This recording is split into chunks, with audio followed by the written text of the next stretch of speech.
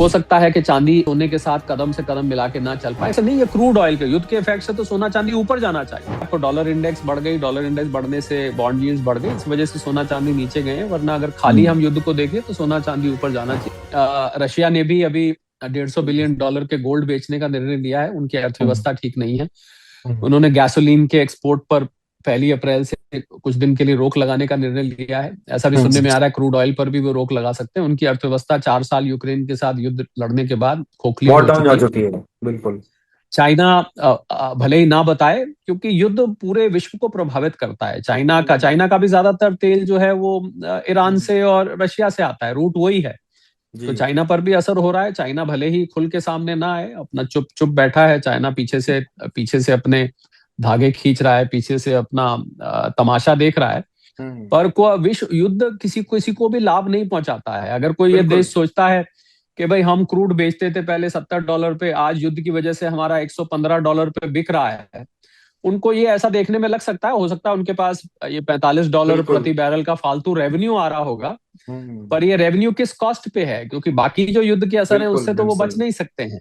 हो सकता है कुछ समय के लिए जो खाड़ी के देश हैं वो कुछ समय के लिए ज्यादा रेवेन्यू कलेक्ट कर लें, पर आप देखिए कुवैत है जो बड़ा ऑयल का एक्सपोर्टर है, सऊदी अरेबिया है, इनको पैसे तो फालतू भले ही मिल रहे होंगे, पर कभी इनका एयरपोर्ट पे हमला हो जाता है, कभी इनके यूएस एम्बेसी पे हमला हो जाता है, कभी जहाँ यूएस सैनिक रह रहे होते हैं वहां पर हमला हो जाता है, कभी कहीं हमला। तो मुझे नहीं लगता कि $45 प्रति बैरल फालतू लेने के लिए ये बड़ी अच्छी कॉस्ट है। क्योंकि आपको फालतू रेवेन्यू आ रहा है, तो बदले में आपके यहाँ टूरिज्म बंद हो गया। दुबई जैसी जगह में रियल एस्टेट का भट्टा बैठ गया है, टूरिज्म वहां पर लगभग समाप्त हो गया है। तो अगर आप थोड़ा बहुत क्रूड ऑयल से फालतू कलेक्ट भी कर लेते हैं, तो क्रूड ऑयल की प्राइस जब नीचे आ जाएगी तब तक आपका देश तो बर्बाद हो चुका होगा आर्थिक। बिल्कुल।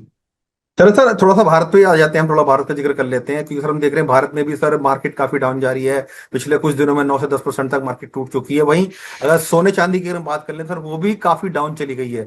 हमने देखा कि चांदी एक जब 4 लाख तक पहुंचने वाली थी, वो सर अब कहीं 2.5 लाख के लगभग आ गई है, काफी टूट गई है। सोना भी इसी तरीके से सर कहीं ना कहीं काफी टूट चुका है।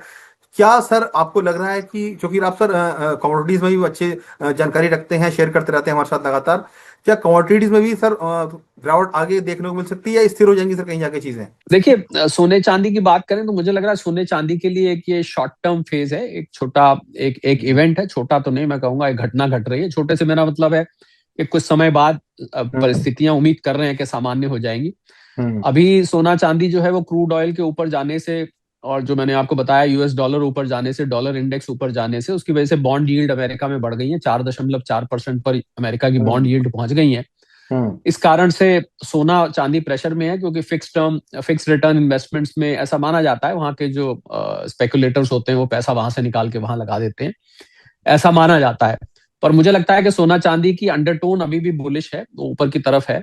और जैसे ही सोना चांदी में जो व्यापार करते हैं बड़े लेवल पर मैं कह रहा हूँ, जो लोग प्राइस डिस्कवरी करते हैं, जैसे उनका ध्यान क्रूड ऑयल से और डॉलर इंडेक्स से हटके और इसकी असली वैल्यू पर जाएगा, तो वापस ऊपर जाने लगेगा। आपने देखा है कुछ ऊपर नीचे जा रहा है, बीच में $4,000 तक आ गया था युद्ध में जब क्रूड ऑयल की कीमत चढ़ी थी। इस समय $4,500 से ऊपर चल रहा है।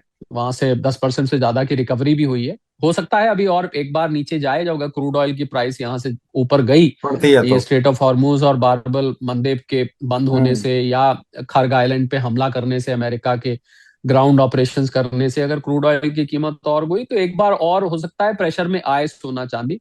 पर मुझे उम्मीद है कि जिन लोगों ने रखा हुआ है इसको वो रखें। आप निवेश की सलाह अपने सेबी रजिस्टर्ड फाइनेंशियल एडवाइजर से लीजिए।